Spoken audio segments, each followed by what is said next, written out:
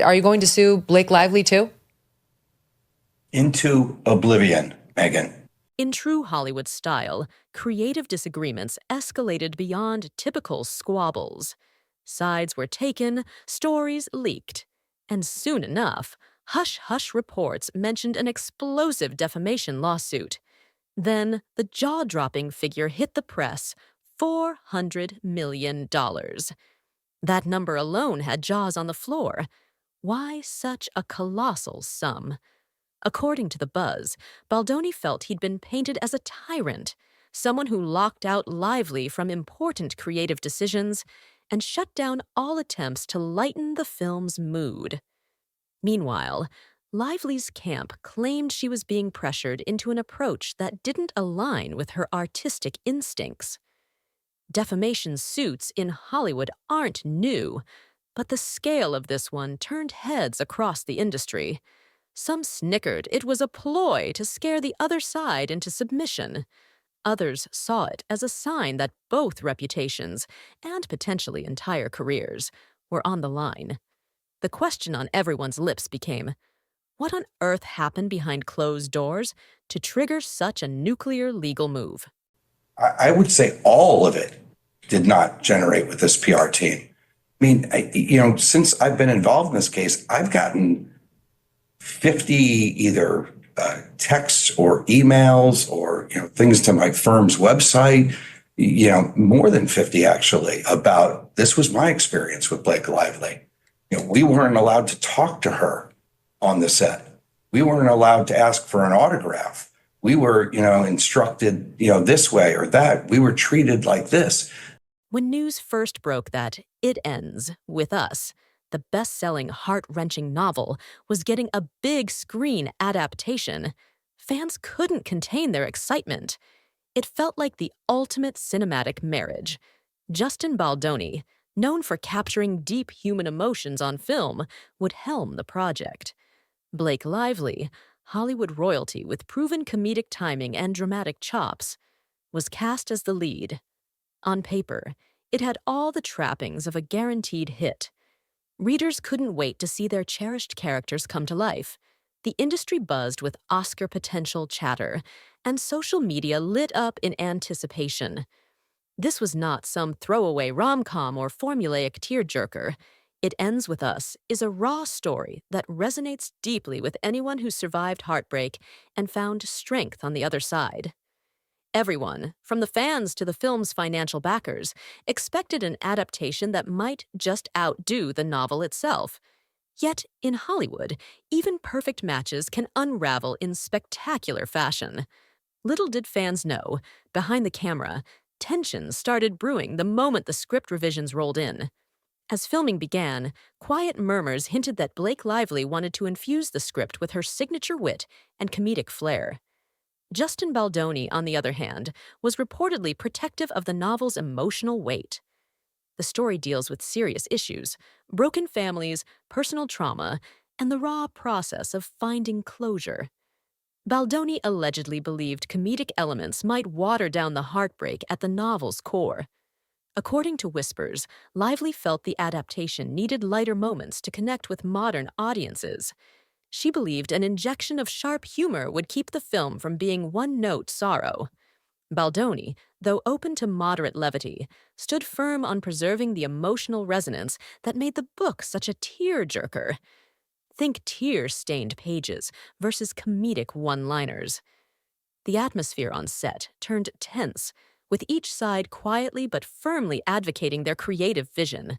We always tease each other. He was, after I gave birth, he was like, oh my gosh, if I lost you and I, went to the park with our 3 kids, think of the ladies I could. Like, this is a horrible thing to say. And he's like, I've got a long list. And I was like, oh really? Because I just have one on my list. Early behind-the-scenes photos leaked online, igniting a flurry of fan debates. Some saw outfits and smiling banter that felt more rom-com than heart-wrenching drama.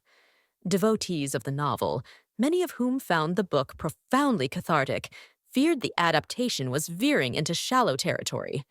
Instead of quelling concerns, each new rumor fanned the flames. It was no longer just about differences in comedic tone. Another bombshell was about to drop. Just when it seemed things couldn't possibly get more dramatic, rumors emerged about fabricated or doctored proof. Allegedly, certain text messages and meeting transcripts might conflict with Lively's public statements on how comedic or satirical she wanted the film to be. Instead of a mere he said, she said scenario, this suggested someone had actual receipts. The stakes soared when talk of potential perjury entered the gossip stream. Could an A-lister face serious legal ramifications just for lying or distorting facts about script notes, comedic direction, or behind-the-scenes meltdown moments? Whispers suggested if the accusations held up, it wasn't just about a defamation payout. It might also be about felony charges. Suddenly, the conversation wasn't only about who got final say on the comedic tone. Now it was about the unthinkable possibility of jail time for Blake Lively.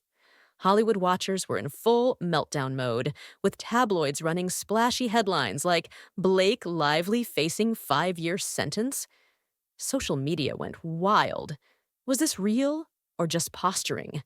No one had definitive answers, and in Tinsel Town, swirling rumors can be as potent as facts. Adding even more intrigue, some claimed that Lively's husband, Ryan Reynolds, famous for his comedic genius, played a behind-the-scenes role. The story goes that Reynolds might have tossed in comedic ideas or cameo concepts, thinking it could spice up a heavy adaptation. It's no secret he's a master of snarky humor. But once fans started voicing outrage that the adaptation was drifting too far from the novel's serious tones, mention of Reynolds vanished. Suddenly, it was as though he'd never been consulted at all. Skeptics found the timing suspicious. Could Lively have distanced herself from that comedic angle once she realized it was syncing with the core audience? Or was the cameo rumor inflated to begin with? Either way, it became clear that in the Hollywood rumor mill, a single mention of a star like Reynolds can spark fireworks. The cameo fiasco only heightened the sense that the entire project was spinning out of control. Amid all the chaos, each side seemed desperate to control the narrative. Some alleged that Lively had initially embraced comedic flair and extravagant wardrobe choices to dazzle mainstream audiences. But after fans grumbled that the adaptation wasn't capturing the novel's raw heartbreak, she switched gears and insisted she'd been pressured into those changes. Baldoni's supporters, however, pointed to evidence that she'd driven the comedic push from day one. People who'd read the source material were furious. The novel is a gut-punching exploration of heartbreak, trauma, and forging a path to personal redemption. Readers had pinned their hopes on a faithful, emotionally gripping film. Instead, they found themselves front row for a real-life soap opera about who messed up the film's tone and who was lying about it. Producers also faced a mounting dilemma. Could they salvage the production, or would the fiasco scare off investors, studios, and potential marketing partners? The situation grew even murkier with allegations that certain scenes were shot one way, but reworked in post-production to shift tone entirely. Trust was at an all-time low, and the lawsuit overshadowed the movie so heavily that it felt impossible to separate truth from sensational rumor. Enter the most shocking twist of all, the possibility that Blake Lively herself might land behind bars. Though some insiders branded this scare tactic 101, others cautioned that if someone truly lied under oath or falsified official documents, legal trouble was no joke. Cue the tabloids screaming about a 5-year sentence at every corner. While rational minds pointed out that maximum penalties are rarely handed down in these situations, the speculation was too tempting for gossip columns to resist. Between anxious fans and stunned casual observers, one central question dominated the conversation. Could the star of so many beloved films really end up wearing an orange jumpsuit over script disputes and legal wrangling?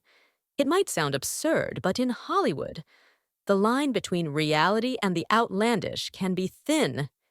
If enough evidence surfaces to prove perjury, some say no star power can provide immunity from the law. So, what happens to the adaptation millions we're itching to see? For now, it seems stuck in limbo, tangled in a web of legal threats and bruised egos. Investors are wary of financing a film that might generate more negative headlines than box office returns. Marketing teams don't want to craft campaigns around jail time rumors. And fans are watching with a strange mix of fury and fascination. Will the film quietly push forward with a new, toned-down comedic approach? If any comedic angle remains at all? Or will it languish in development hell as lawsuits swirl? Hollywood insiders speculate there might be behind-the-scenes settlement talks, each side eager to avoid an open court trial that could unleash even more humiliating revelations. Yet each day brings new leaks, new insider testimonies, and new media fodder, making a hush-hush settlement trickier by the minute. In the end, the real tragedy might be that It Ends With Us, a book revered for its candid examination of pain and recovery, is overshadowed by Tinsel Town's hyperbolic theatrics. Instead of focusing on a story that could bring deeper understanding of resilience and love, we're consumed by questions of comedic missteps, monster lawsuits, and potential prison sentences. It's a cautionary tale.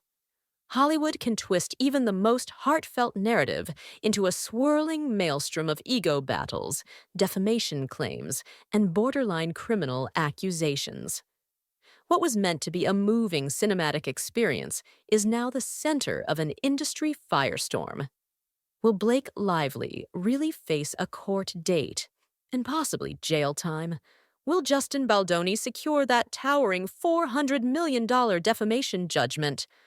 Or is this all just an attempt to see who blinks first in a standoff that's grown bigger than the film itself?